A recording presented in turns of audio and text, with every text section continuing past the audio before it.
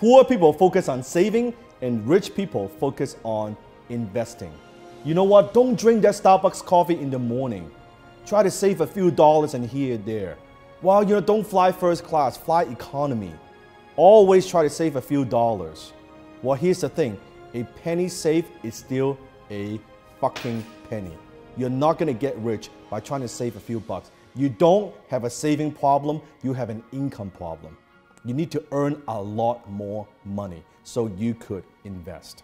You don't have a lot of cash coming in and you want to have $2,000, $3,000, $5,000 a month in positive cash flow.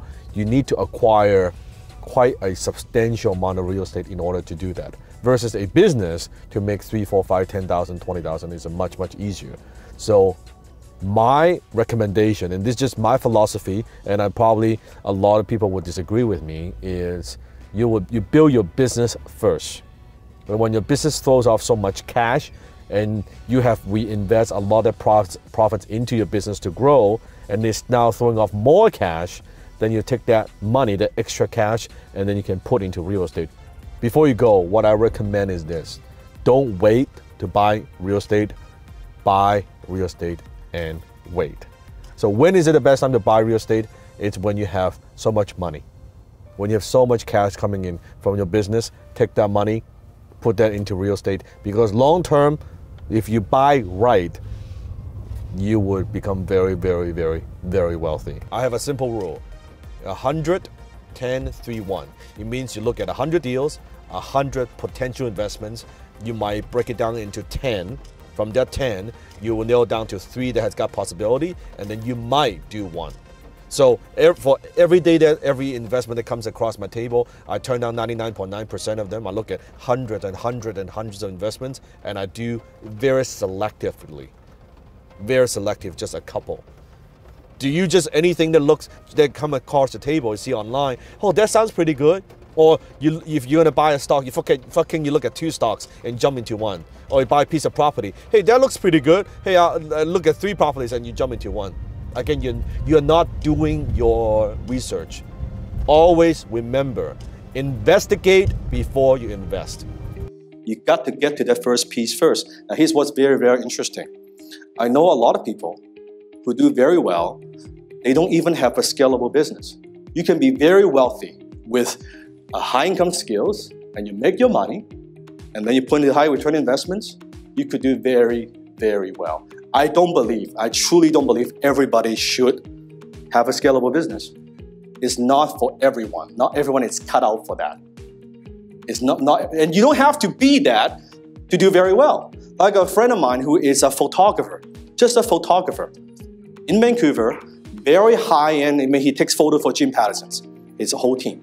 He charges a lot of money, makes 6-figure income a year, and he started investing in real estate 20 somewhat years ago. Today, he has a portfolio of about 250 units. It's worth about $20–25 million. High income skills, put money aside, invest long-term, 20–30 years.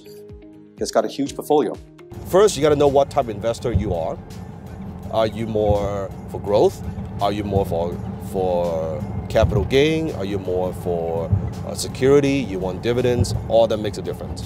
Okay, so I don't like stocks personally. So I'm not a stock guy. I'm a real estate guy. But some people, my friends, they do very well with stocks. Good for them. It's not something I like. I don't have control over it.